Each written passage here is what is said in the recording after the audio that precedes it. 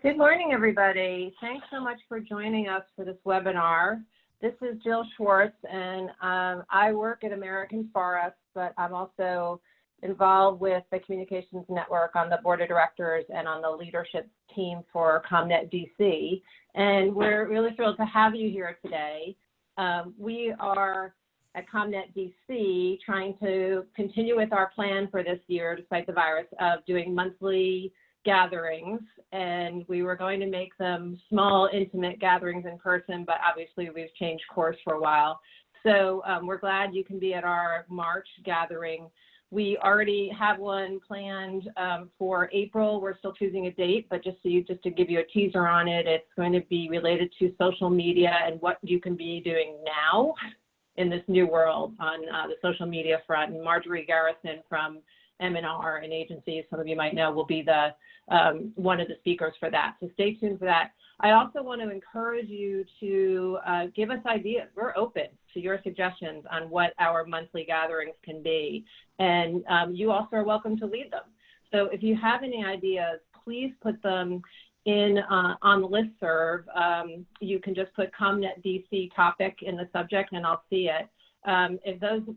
Hopefully you all know now that ComNet headquarters has revived a listserv for ComNet that had started a while ago, and it's very lively, active conversation right now. You would have all received the link to it in the invitation for this event, and also Perry has just put a link to it in the chat box, so you can find it there. But we encourage you to start some conversations on that listserv and look and see what everybody else is doing. So today we've got Tracey Madigan, one of the partners in the 15-minute group. Some of you may remember Tracey and her business partner Ann from some of the Communications Network conferences. I first came across them at the conference a few years ago, attended their breakout session, and just absolutely loved it. And it was just spot on in terms of media tips, and Tracey and Ann have such great energy and so much experience that I just ate it all up. And then wound up hiring Ann to come in and do a workshop a few months ago for the program folks in my organization. And by all accounts, they ate it all up as well. So we just wanted to share the love here and have Tracey come in today to speak.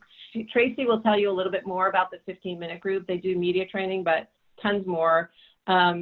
She has about two decades of experience as a journalist. She was an on-air reporter and an anchor and has produced live television and radio. And she's produced interviews, as she says, with everyone from Desmond Tutu to Donald Trump, so quite a range there. She's Canadian, so she started out on the Canadian Broadcasting Corporation, but has also worked at SiriusXM and the local ABC station here. And she also does work on launching podcasts, but she'll tell you more about the agency. Before kicking it off, I'll just say one thing. If you have any questions, please don't put them in the chat box.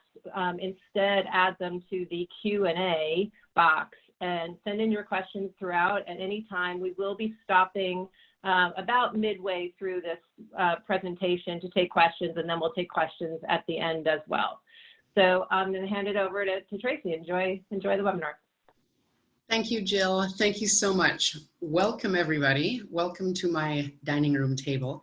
I'm so happy that we could continue to do this session despite today's reality. So this was scheduled for this very moment, and we're making it happen. So that's it's an indication of how dedicated we are to keeping the trains running despite the crazy times. So yes, so I have about an hour of content. And so what I'm going to do is I'm going to squeeze that down just a little bit so that we have time for Q&A. As Jill mentioned, just a little bit past the halfway mark and then again at the end. So by all means, jot down as many notes as you can and keep the questions coming for the midway mark, and then we'll do it again at the end. I'm going to dive right into it. I know that everybody has a lot on their plate and a lot to learn this morning. So we're going to try to keep those two realities going at once. So I'm going to get onto my notes here. And so what I'm going to do is I'm just going to turn my camera off so that I don't distract anybody with the side of my head. So give me a moment.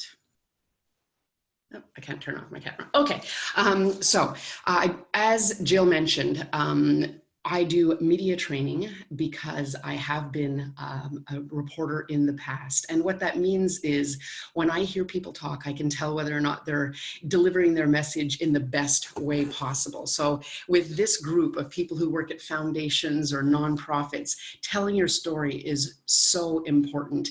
And the time and exposure you have to media can be very limited, and you want to make sure that you're using it wisely. So at 15 Minutes Group, the reason it's named that, by the way, is 15 minutes of fame, that kind of vibe. So what we want to do is we want to make sure that people have the right content prepared once they get their 15 minutes of fame, because you never know when you're going to be invited to do a media interview, or more importantly, have someone on your team be invited to do a media interview. So today's talk, I'm going to divide it into 3 sections. The first one is preparing your content. How do you know what you're going to share once you have your principal speaking in public? Secondly, we're going to talk very, very briefly about presentation.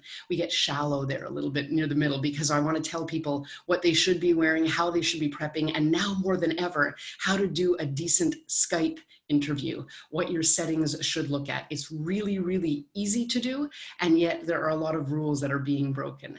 At the very end, we'll go into probably the most important part, the techniques on how to stay on message and how to make sure that you're not being thrown off your game. And when I say you, as I say, that's interchangeable with your principal, because I recognize that sometimes it's your executive director or somebody else that's doing the media interviews. But let's talk about this in the second person, and I'll talk to you throughout this whole time.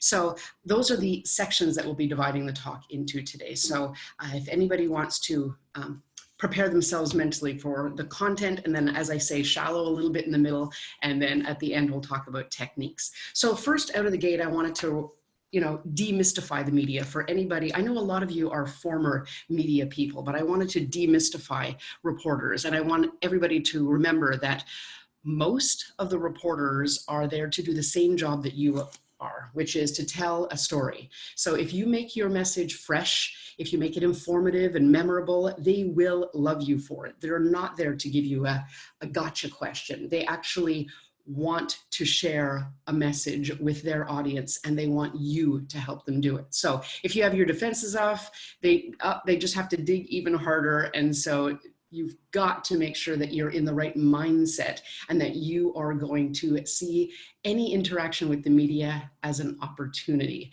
and not something that's there to trip you up. So remember, journalists are your friends. So what fuels the media? What are the elements to what you have to share, what you want to share, that a journalist will like? Well, journalists like 4 main things. First of all, anything that's counterintuitive. So if you can tell a reporter something that's going to surprise them and surprise their audience, they're going to want to hear about it. So if you tell them something that's off the beaten track, or something that's going to enlighten them, then you want to take advantage of that. That's the reason why we click on the link that says eating more chocolate is going to make you lose 5 pounds and not gain 5 pounds. Because if the link said that it made us gain 5 pounds, especially in this time of self-isolation, then we absolutely wouldn't click on that. But the minute there's something counterintuitive or surprising about what you have to offer, then that's something that the media will like. Forward thinking. The media is there to inform their audience. And so anytime you can tell their audience something that's down the pike, something that's going to be a trend, something that's a reality that people don't know about yet, then a reporter will absolutely positively want to hear more. And so the idea of you saying, our organization is celebrating its 2nd anniversary, its 2nd year of existence, that's not really a story for a reporter. So you have to find the qualities that will entice the reporter. So if we've said counterintuitive and forward thinking are the things that reporters like, there are 2 others. One of them is conflict. Now that's not the traditional conflict. We don't want to see people fighting, but we do like hearing about the struggle, right? That's just a human reaction to any story, is something that involves a difficulty that has been overcome. So if it's a story about your founder and how they had a dream and how that dream couldn't be achieved because of certain roadblocks, but how they managed to overcome that, and that's how your organization came into existence, that's a story that the human psyche likes. It's a basic literary trick, isn't it? Any conflict makes for a great story. And so the last point is a derivation of that, and it is just a great story. Anytime you have someone who works with your organization, has benefited from the services of the organization, if you've got a great story to tell, then the reporter is going to like that. So counterintuitive, forward thinking, any kind of conflict that doesn't necessarily have to have a good guy and a bad guy, but just a conflict of overcoming something. And lastly, a great story. Those are some of the things that fuel the media. And it's my job to tell you, as someone who was a previous reporter, that, you know, having a relationship with a reporter is super important. And I hope you already know that. But what I want to remind you is that the time to start a conversation with a reporter is before you need something from them. So we know that, you know, you like to pitch stories and you like to reach out to that reporter and try to convince them that the story that you think should be shared now. But the truth is that the time to create that relationship is way ahead of when you need a reporter. So after a story of theirs runs, whether it's in a newspaper or on television or on radio or even a podcast, send them a note. Tell them what you liked about the story. Yes, you can add what else could have been added to the content to make it even better, but just throw them a bone. Just give them, hug a journalist, you know, remind them that they're doing a good job and tell them why. And then someday you'll be there when, you know, they need a story idea, or when you want your story shared with them. So I usually go in a little bit deeper on this topic on how to make sure that you know, nurture that relationship, etc. But for now, let's just say that you should be reaching out to journalists before you need them. So that's my tip of the day on that front. So let's talk a little bit about preparing your content. So you have a message. You've been invited to do a media interview for a reason, right? So what you want to do is you want to think about the ideas you want to get across and then figure out ways to get those across. So what you're bringing to any particular news article, radio show, television show, why does it matter? What's at stake? You got to pump up that urgency and tell people in your tone that your content really, really matters. So why should people listening to this show really care about this? What specifically should they know? And what about this audience makes them different from another audience? So if you are on the Kojo Namdi show, your content is going to be tweaked a little bit differently than if you were on a national show. So with that in mind, you as comms people have to ask a lot of questions before you go on. You'd be surprised at how often I'd be live on the TV set with someone ready to do a live interview, and they would say to me, okay, so is this live or is this taped? And I thought, wow, the people who prepped you to come on my show haven't told you whether or not this is live or taped, or whether there are going to be other guests on. The questions weren't asked ahead of time. So this is advanced work for you, the comms team, right? How long is the media hit? Is it live or is it taped? Why do they want your perspective? Why specifically? So ahead of time, you have to ask that question and say, what specifically do you want from me? Is it because my organization has been around so long in this region? Is it because my organization works with children and others don't? What is it that differentiates you, that wants them to have you on their show? Also, who else is on it as a guest? Or is this a panel? Are you going to be offering a different perspective from somebody else on the same topic? That's going to affect the way you prep your content, right? So speaking of content, we've gone over the fact that we like anything that is counterintuitive, forward-looking, and a story. So what you want to do is keep in mind that the perfect length for any TV or radio interview is approximately 45 seconds. I'm going to say that again, 45 seconds is the perfect length for a radio or television interview. This doesn't count for podcasts. Podcasts are a completely different animal, and with those you can go longer. But in a TV or radio interview, the host wants a back and forth. The host wants that ping pong ball to go back and forth and for people to hear a real conversation. So for that reason, you limit the length of your answers. So if you sit and do the math, and you say you've been invited on for a 4 or 5 minute interview, once they introduce you and once you put aside a little bit of time at the end to say goodbye to you, you're down to 3.5 minutes. And if you're giving 45-second answers, well, bingo, you're only answering 3 or 4 questions. And that suddenly makes the whole task seem a little less daunting, I think. So what you have to do with all those elements in mind is prepare some takeaways. What are some specific things that you want to absolutely have said by the time the interview is over? A little litmus test on how to prepare a good takeaway is, obviously you want to think about all those aspects we've already mentioned, the counterintuitive and the forward-looking, etc. But you want to come out with a punchy phrase that has a strong verb and is expressed in a really short sentence. So here's the litmus test. Would it be a good headline in a newspaper? If you could write, you're all comms people, if you could write the ideal headline for the idea that you're trying to get across that very day, if you could take control and pull out the typesetter and you're in charge of that one headline for the interview that they're doing with you today, what would that headline say? And that's going to allow you to speak in a language that's strong and punchy and really involved.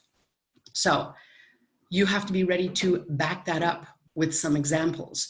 You have to prepare those examples in advance so that if the follow-up question is, give us an example of that, then you'll have an example on hand. But other times you might dip straight into the example yourself.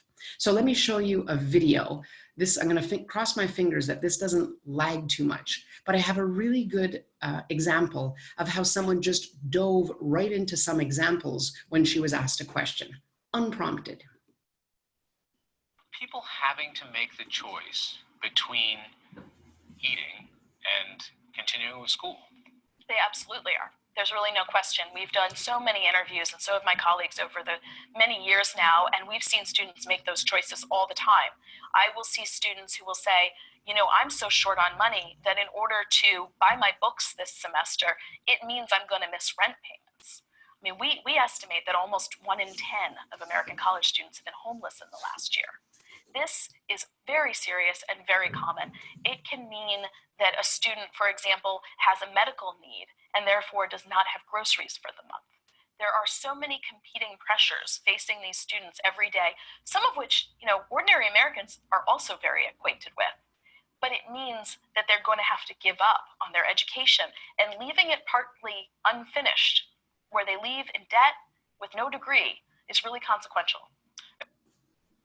So I love that example. I love that example because it shows how you can dive right into the information you have without being prompted with a follow-up question. So we've said that you have to prepare a takeaway.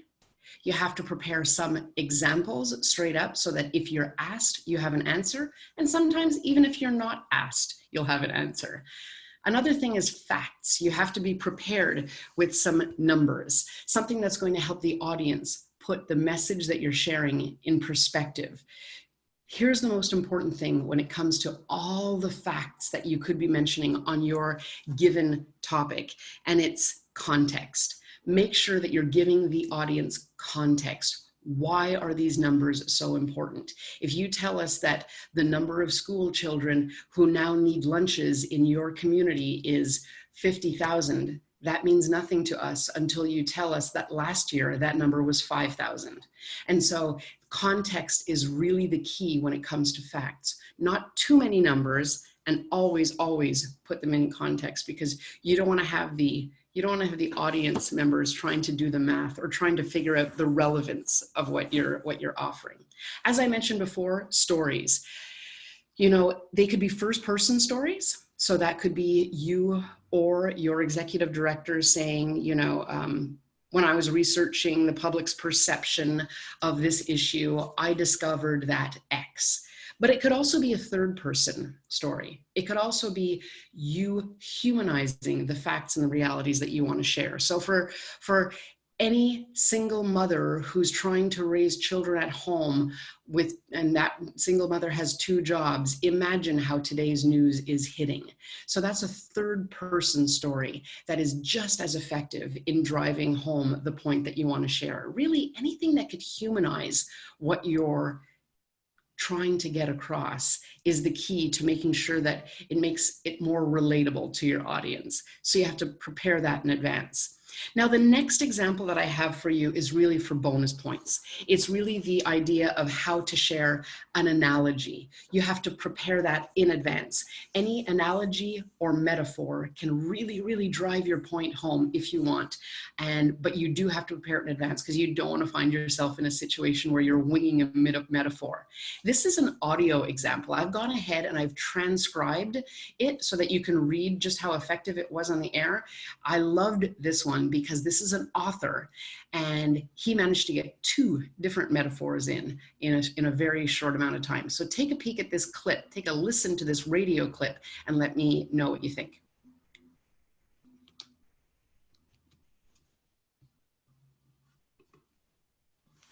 Basically, I wanted to write a story that took place in the first city that was not on Earth. And I thought about Mars, I thought about low Earth orbit, but the moon is the obvious place to build it. If you were on a football field and you're standing at one goal line, and if Mars were at the other goal line, the moon would be 4 inches in front of you. So that is the distance scale between them. So colonizing Mars before you colonize the moon would be like if the ancient Britons colonized North America before they colonized Wales. So I love that example. And the reason I love that example is I love the interviewer's reaction. He's blown away by it, right? I love that wow moment that the preparation of this comparison has offered to that person. So yes, take a little bit of time, prepare an analogy or a metaphor for either the work you're doing or the people it's affecting, and that will always help. This is the last part that I wanted to offer in the how to prep your content. And I think it's the most important. You have to offer up what you have to share ahead of time. So if you get a call from a producer or a reporter or a booker, and they say they want you to do an interview with you, first of all, a couple of little things. First of all, always answer them as quickly as you can. You can't let that thing sit for hours and hours. Reporters are super busy. They're always on deadline. And so if you leave them hanging on whether or not you're available for an interview, you will be a persona non grata. So you are going to get back to that interviewer quickly. And when you do, think about the takeaways that you've prepared. Think about the potential stories, the counterintuitive facts, all those things we talked about, and offer those up to the reporter or the producer or the booker ahead of time. Offer it up to them before they write out their questions for the interview. That's going to help you. Never hesitate to share what you want to share with their audience with them ahead of time. So you want to say things like, here's what I think is important, or here's what I think is being underreported. Here's what I think your audience would be interested in hearing. A producer loves to hear those words because you know more about this subject than they do, and they want your insight. They don't want someone to come on and just spew facts and figures about a specific issue. They want a human, an expert, someone who's going to bring that story alive. And when you can tell them early in the game what aspects of the story you're going to bring alive, that helps them to help you to tell that story. And that guarantees that they're going to bring a higher quality product to their audience. If you say nothing and you just say, yes, I will be there Tuesday at 9:30 for that interview, then you don't know what they're going to ask. They don't know what you're going to, nobody is prepared. And it really, really puts the entire process in a shakier situation. So never hesitate to share with the people that you're contacting with ahead of time what makes you an expert and what you want to bring to the conversation. So that's the end of my section on how to prepare your content. I do want to talk a little bit about presentation, the shallow part, the physical part, what to keep in mind before we head into our first section on first Q&A section. So hopefully you have some questions lined up. We'll get to those in just a minute because I really just want to go over some of the presentation portion on how to have your executive director or yourself look good on television. So people will say that looks don't matter and that it's what the content that's most important. Truth is, people will be judging you. And if you're doing something distracting, then that will be remembered. So what to wear is easily attainable. There are some simple rules. Let's take a peek at them now. Really, when it comes to men, they have it really easy, right? The idea with dressing a man for a panel discussion or a TV interview is keep in mind that the blue shirts are always more flattering than a white shirt. Make sure your tie is not distracting.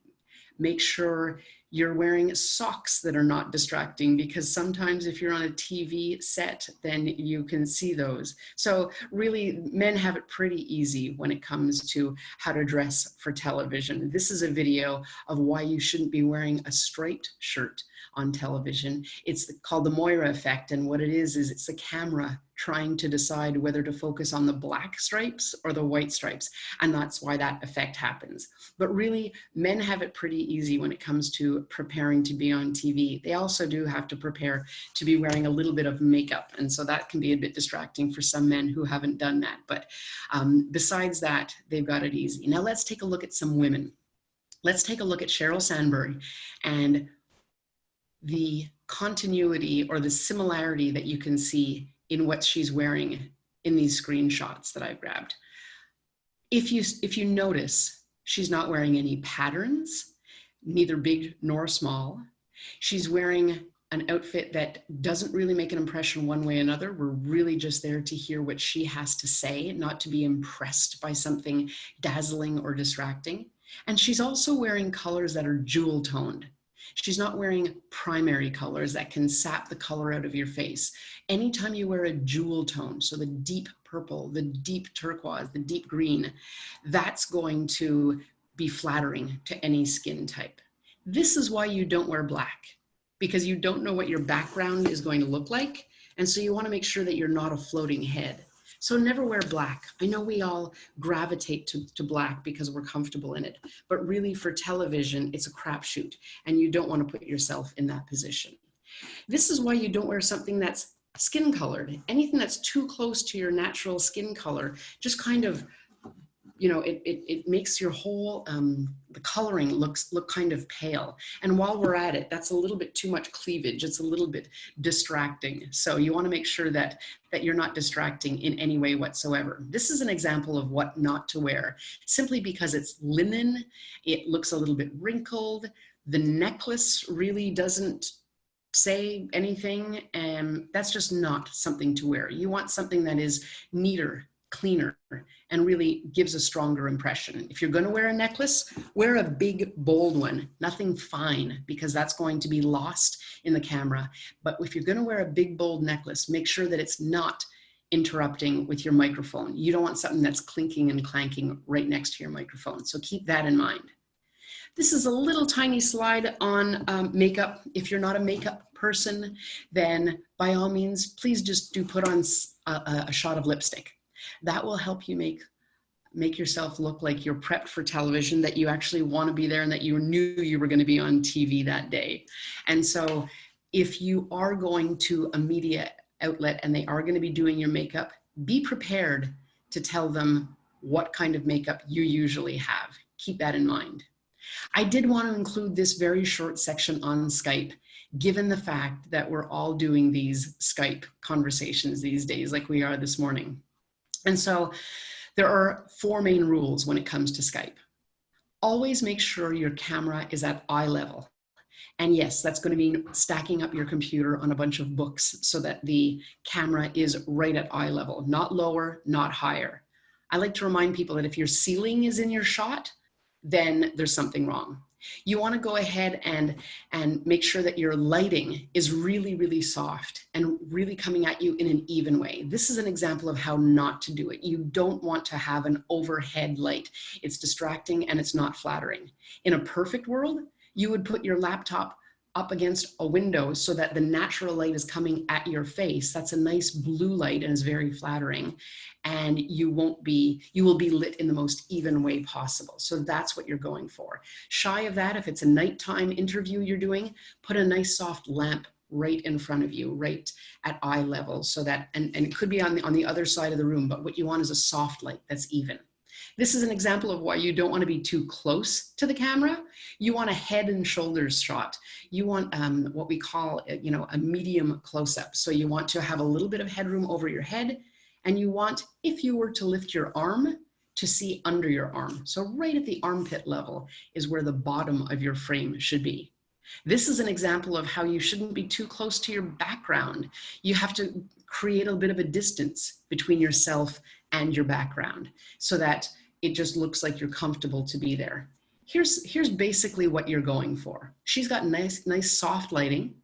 She could be framed a little bit wider so that you could see down to her armpit, but generally her lighting is nice and soft. Her background is not too busy. It's not distracting, it makes her look smart. So those are all the factors that make for a good Skype interview. So my last section on making sure that you look good as you go to do a TV interview is body language. So there's the basic stuff that your mother told you. Don't cross your arms. It's going to make you look closed off. Don't point. That's just plain rude. But then there are other things too, like sitting up straight. So make sure when you're on a TV set that your lower back is not touching the back of the chair. You want to make sure that your body is erect and that you look like you're at the ready. You want to make sure you're not leaning in too far. And so really your body language does tell just how comfortable you are to be there. I include this shot and the next shot to show, and I'm going to go back and forth like an eye exam.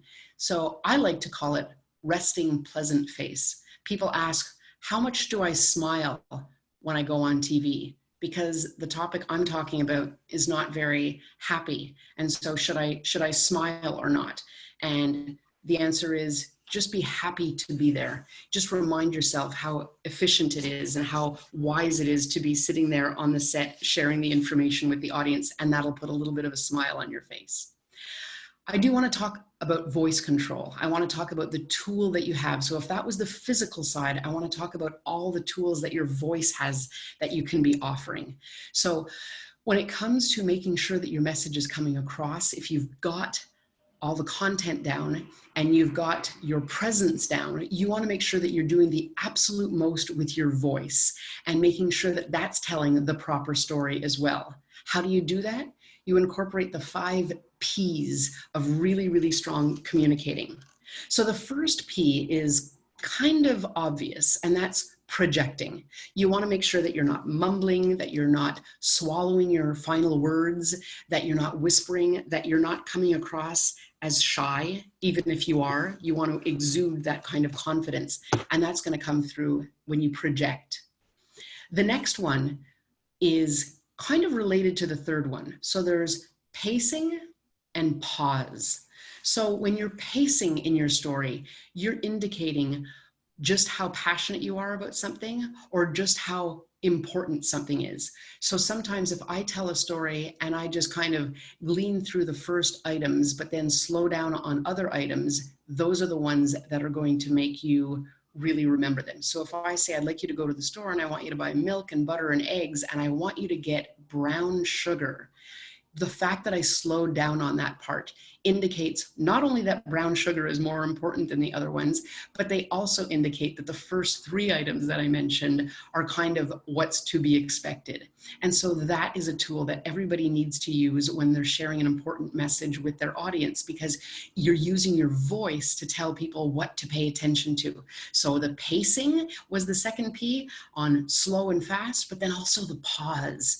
And if you want to pause for extra bonus points, you might want to remind your executive director or yourself, whoever's doing the interview, to go ahead and repeat something if something really is dazzling. So the intense version of the pause is to repeat. So if you say this is affecting, 2.5 million children, you might want to go ahead and just say it's affecting 2.5 million children.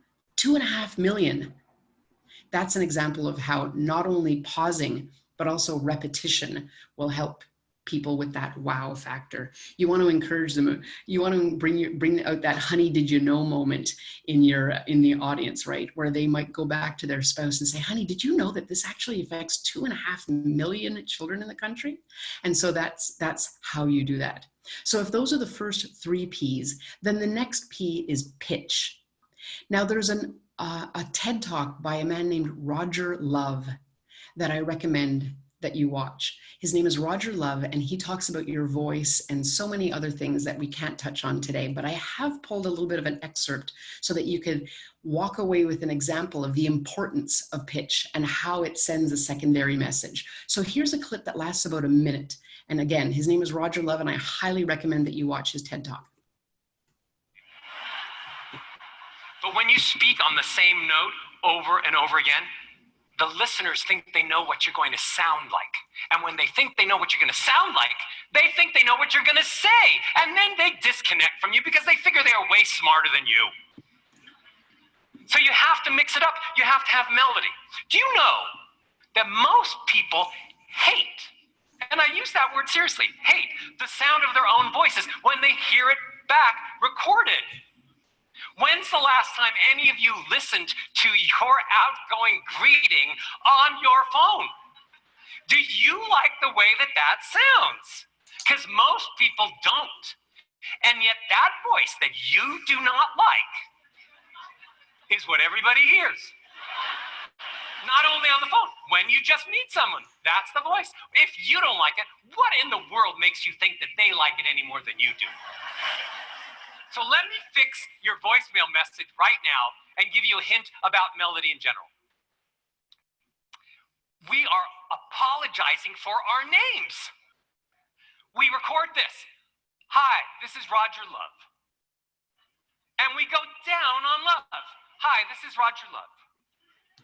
So we go down 2 ways. We go down in volume, and then we go down in melody. So it's a lower pitch. So what is that giving the impression of? I really don't like my name. I don't even believe in love.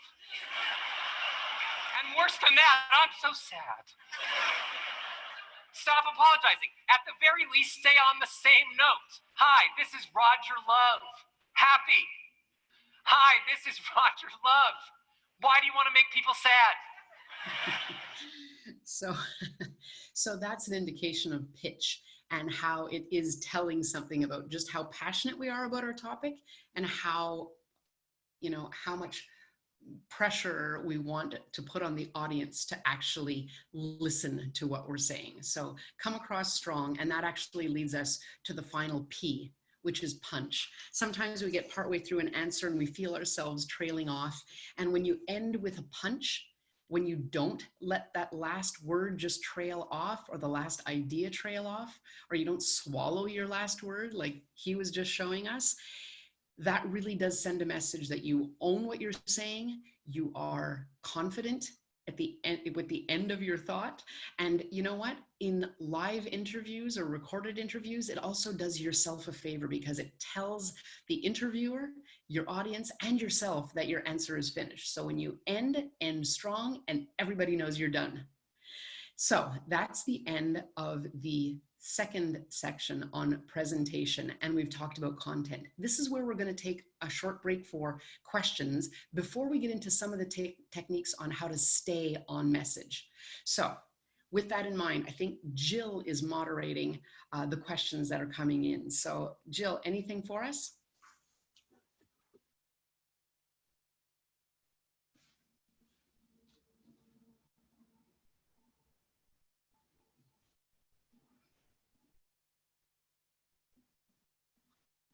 I think you all can hear me. So we are all communicators sitting here trying to get all these tips. In some cases, it's new for some people. In some cases, these tips are just reminders that you can keep in mind when prepping your staff for an interview. But what do you do in a case, Michelle asked a question here that says she's got a boss, unlike her previous boss, who always wanted to do prep work and get talking points and sound points and questions to anticipate. And now her current boss, executive director, doesn't like to prep and just likes to wing it. So what's your advice in those situations? Well, I think if they want to wing it, then the bottom line is that you have to have an actual worksheet written out ahead of time to say, what are the goals of this interview? What are we trying to get out of it? And I would suggest that you offer up some mock questions ahead of time, even if you're not going to do a mock interview, because as we all know, the best idea is to do that mock interview with them ahead of time. I hope you all work in shops where you have someone who's willing to do that ahead of time. Here's what the journalist is probably going to ask. They're probably going to want to know X. So clearly, if someone doesn't want to prep and they don't want to do that, then they're probably not doing that mock interview. But at the very least, you should go through the portion of the exercise that has you writing up the 3 points that you want that person bringing to that interview. That's what I would suggest. And to put them in headline form so that they have that strong verb and the punchy language. Great, thanks. And Monique asked a question. You, Tracey, had given some very specific information and suggestions about length of a response when you're answering a question on TV or radio, but is there an ideal length for the print media? Yeah, so for the print media, you have the luxury, right, of going on a little bit longer. You have the luxury of, and you should be taking advantage of all these luxuries. You have the luxury of asking, is that what you wanted from me? Is that what you were hoping for? Is that clear to you? And the print reporter is in a situation where they can say, well, I kind of wanted an example, or is there another way you could word that? Because if they haven't gotten their quote yet, they will ask for it if you give them a little bit of time. When it comes to the end of a print interview, another thing that you should be taking advantage of is to say, is there anything else that you wanted from me? Is this what you were hoping for in this entire interview? Because that's something that you can't do in a live interview. And so you want to make sure that you're taking advantage of all you can. When it comes to the length of a print interview, it doesn't have to be limited to 45 seconds, but you should make sure that your language is tight enough that it is still punchy, because that's what's going to make it memorable and that's what's going to make it quotable. Great. And then we've got a last question here for now from Philip. He says he gets email requests from print reporters who want to get the experts on the phone for interviews. And what he'd love to do is a pre-interview conversation with each reporter to learn more and share more about what they want to hear, and then share also what Philip's experts would likely talk about. But often there isn't time in his schedule or the reporter's schedule to do that. So his question is, should I have a hard and fast rule to only set up interviews when I can have that live phone prep conversation? Or not, that means you might miss an opportunity if the reporter said they can't do that. So what would be your guidance on that front?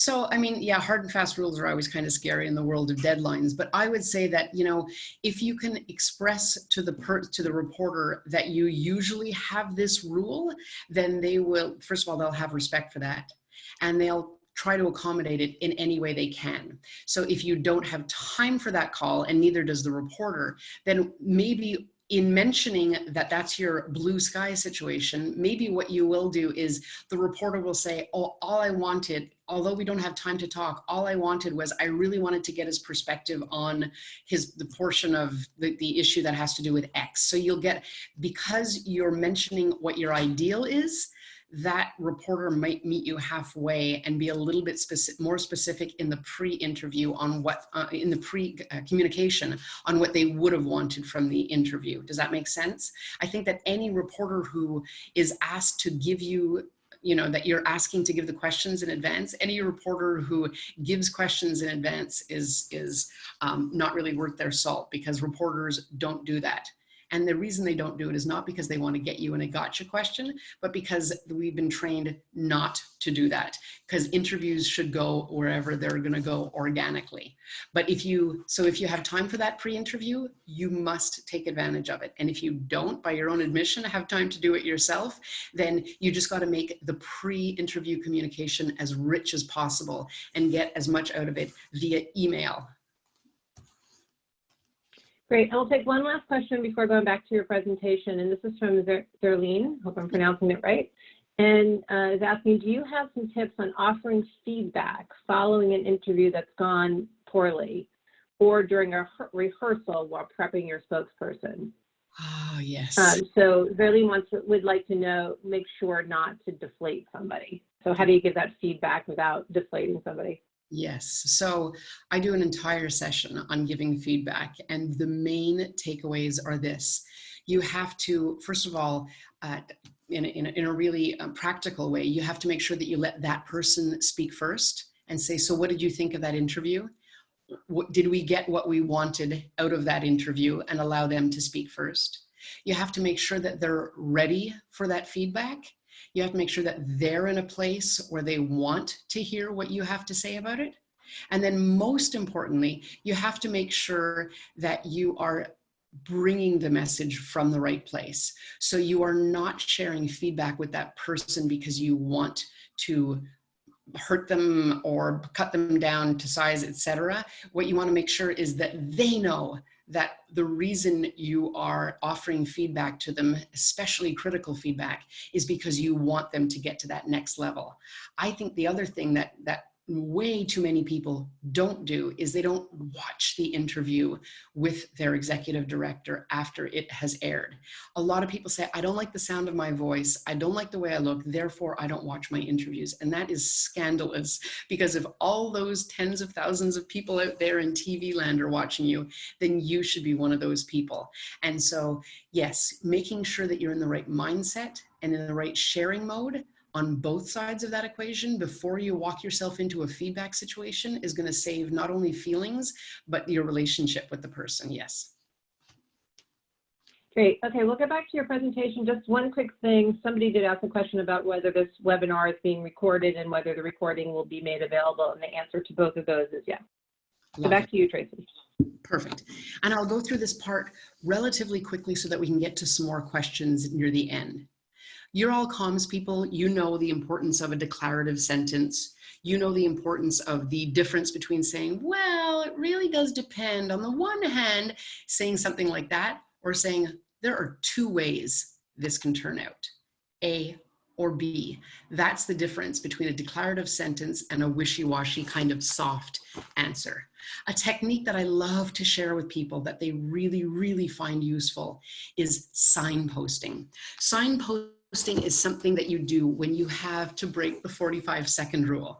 When your answer is going to go on longer than the allotted time that we've all set in our minds, then you want to break that down and say, let me just explain what kind of process that would have to go through. It would have to go through 3 levels of government. First, locally, the mayor would have to decide X. Then at the state level, the governor would have to decide such and such.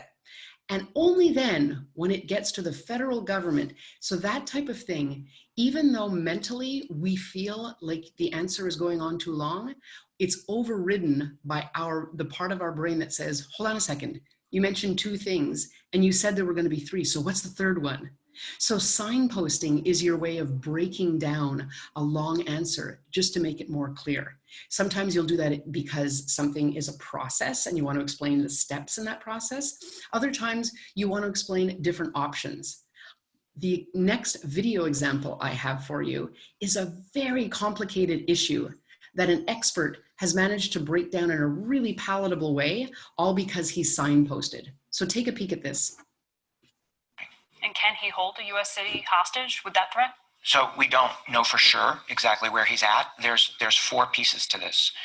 The first piece is having nuclear weapons that actually work. We know that's the case. This is the 6th test. The second is having a missile capable of flying that far. He's now demonstrated that. The third is having a nuclear weapon small enough to put on one of those missiles. We don't know for sure whether he can do that or not. The intelligence community, an elite intelligence community assessment from late July, the Defense Intelligence Agency says he has that capability. That leaves us with the fourth, which is the whole thing working under the pressures of reentry, right? Having the separation of the warhead from the missile work, and having all of the electronics work under that great pressure and speed and heat of reentry, right? We don't know if he can do that or not. So not sure exactly where he is, but every time he does one of these, he demonstrates to us greater and greater capability. So that's a real expert. That's an expert breaking down a very complicated issue. And by the way, and we'll talk about this in a second, he also admits what he doesn't know. And yet he still manages to deliver goods that enlighten the audience on the potential possibilities. So that was an example of signposting, breaking down your answer into different sections. This is an example of bookends. This is a shrunken down version of tell them what you're going to tell them, and then tell them what you just told them. So if someone asks you what's the most important issue with your organization, you're going to say the most important issue is, you know, school lunches. School lunches are important because, and then you mention and you say, and so that would have to be the most important issue for us today. You're bringing that in, you're bookending your answer, and it's also an example of how you're ending with a punch. It makes it easier for journalists to quote you when you're stating ahead of time what you're about to tell them and then what you just told them. So that's called bookending. The next technique is bridging. Bridging to the content that you came to share. We talked earlier about preparing your takeaways. What if the questions you're getting are not leading you to those takeaways that you've prepared? Well, you've got to bridge to that. It's how you get to where you want to go. So you always keep that island in your mind of the content, and then you have to decide how to get yourself there. So how do you do that? By using the technique called ABC. This is a version of the pivot. You want to pivot to what you came to say, but you can't just pivot. If somebody asks about something specific and instead you're going to bring them somewhere else, you can't ignore the question that was asked to you. So the A in ABC is to acknowledge the question. You want to say, I understand why you would ask that. And then you get it. And then your B is your bridging to your C, your content. So if someone says, yes, but what about the fact that some people abuse food stamps? You want to say, yes, that is something that has been in the news, that everybody has an example of how the system is being abused. But I'm here to say that the system is working because, and then you get into the content that you have to share. So there are different ways of doing that. You know, it's agreeing with what was said, and then you just get into your takeaway or the point that you wanted to share. But you don't always have to agree either. That isn't the case, but let me tell you why. And then you get into what you wanted to offer. So this is a technique that comes in very handy these days when somebody asks you or your executive director, why did the president do X? Why did the president tweet that? Well, the answer is, I have no idea. But you have to acknowledge that it's a fair question to be asked. When someone says, yes, but our president says that school lunches are no longer a priority, you have to say, you have to acknowledge that the question is being asked and say, yes, I did see that very same tweet. And here's what I'm here to say, that every child needs, you know, a nutritious lunch to be able to get through a school day, because that's what's going to make them successful. So you're acknowledging out of the gate, and you're respecting the fact that, of course, the journalist was going to bring that point up. Doesn't mean you have to defend it, but you do have to acknowledge that it was asked. And so this is a version of, you know, how do you acknowledge when you don't know the answer to a question? You can say, I don't know that, but I do know this. That's another bridge to your content. And so you can literally utter the phrase, although I don't know how things are working in Oklahoma, I can tell you how they're working in Kentucky. So I don't know that, but I do know this. And if you want, you can even skip that first part of the sentence in the interest of time and just dive right into the second part and say, here's what I can tell you. And then you get into content that you know that you're comfortable with, and that's going to enlighten your audience. You don't have to see a question that you don't know the answer to as a dead end. There's still something to offer. I did have an example of how it was done well, but I'm skipping it in lieu of making more time for some questions. So this is the very final point that I wanted to share with you. And it's the rhetorical question. It's the value of a rhetorical question and the opportunity for you to bring yourself back to the content that you prepped for. So if an interviewer is bringing you off topic or asks a question that's either ill-advised or just ill-informed, you want to say, you know, Jim, thank you for asking about, you know, school grades. But I think the big question is, are our school children getting what they need when it comes to the school lunches that we can be providing? And what you've done right there is you've asked yourself your own question. You've brought the interview back on track by asking your own rhetorical question so that you can answer it. That can come in different forms. Well, Jim, if you're asking whether or not this is worth the money that the government would spend on this program, I'd have to say yes, because that type of thing. So using a rhetorical question is another great technique to make sure that you stay in your lane when it comes to what you came to offer. So time-wise, we do have 5 minutes left, and so I wanted to reserve those last 5 minutes for any questions. I've thrown a lot of content at you today, and I want to make sure that you walk away with it really feeling like you know what I offered. And as Jill mentioned, I know a lot of this is stuff that comes innately to you. I think it's good to be reminded, and if I've brought up anything new, by all means, hit me. Thanks so much, Tracey. That was great. And just as a reminder, if you do have questions, just add them to the Q&A box. But I do have one here from Alexandra. Hey, Alexandra, I hope you're doing well. And that is, how do you balance admitting what you don't know with being declarative? Ah, yes. So when it comes to, you know what, I should really show you, you know what, then, you know, thank you. Thank you for bringing that up. I'm going to show you this great example. Watch this example. I'm sorry, this is the one that I zipped through because I said we didn't have time, but it's just so perfect. Listen, watch the look on David Dollar's face when he learns something live on air that he didn't know he was going to be asked. Okay, so this is the balance that Michelle is asking about. So take a peek at what happens when you simply don't know you can still give an offering.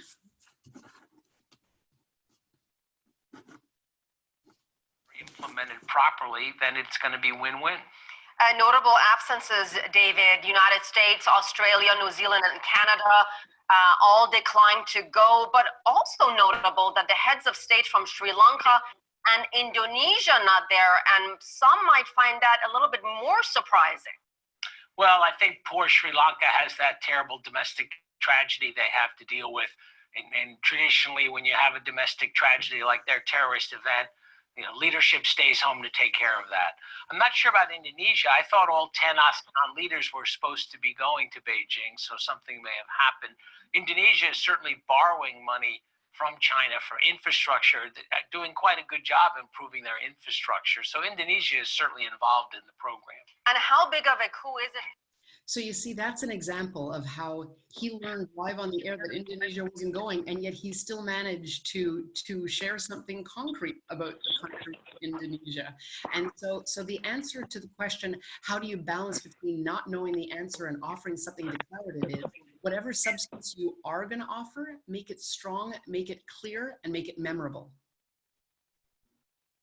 Great. We've got a question from Ian, very timely. Do you have any tips on how to break through the news cycle with important issues that are not directly related to the virus? So, for example, financial literacy during the coming economic recession. So the answer to that question in any reporter's mind is it has to have a COVID link. So I'm working with different authors who, thankfully, their subject matter can be brought back to the new reality. Because if it's important and relevant and the audience needs to know about it, then for better or for worse, these days, as you say, very timely, it does have to be linked back to the coronavirus outbreak. So if it's about financial literacy, then yeah, if you're going to pitch a reporter, you have to say now more than ever, we need to be in control of our finances, and I have an expert who could talk about that, or whatever the issue is. So although the content will stand alone in and of itself, it's your job as someone who's going to pitch that idea to link it to what every single reporter not only wants, but needs to be talking about these days. Great, thanks. And last question here, also relevant to the times. You talked early on about the importance of building relationships with reporters.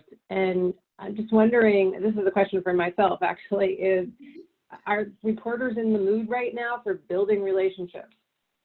Just given how much pressure they're probably under with the virus. Well, here's what I would say. I would say that, remember what I said, that, you know, it's nice to hug a journalist. Those are in the best of times. So I would say yes, now more than ever. If you're going to do the part of the transaction that I described, which is give them something and don't ask for anything in return, then now more than ever that has its value. So if a reporter did a good job, offered an analogy, or did an interview that was particularly poignant, write to them, tell them what effect that had on you, give them a little pat on the back, and move on. And they will probably not only remember that when we get out of this crisis, but they'll really, really appreciate it, and they might even need it now more than ever, because the reporters that I'm working with are at their wits' end. And so yes, if you can do something kind for a journalist, do it now while they need it most. Great.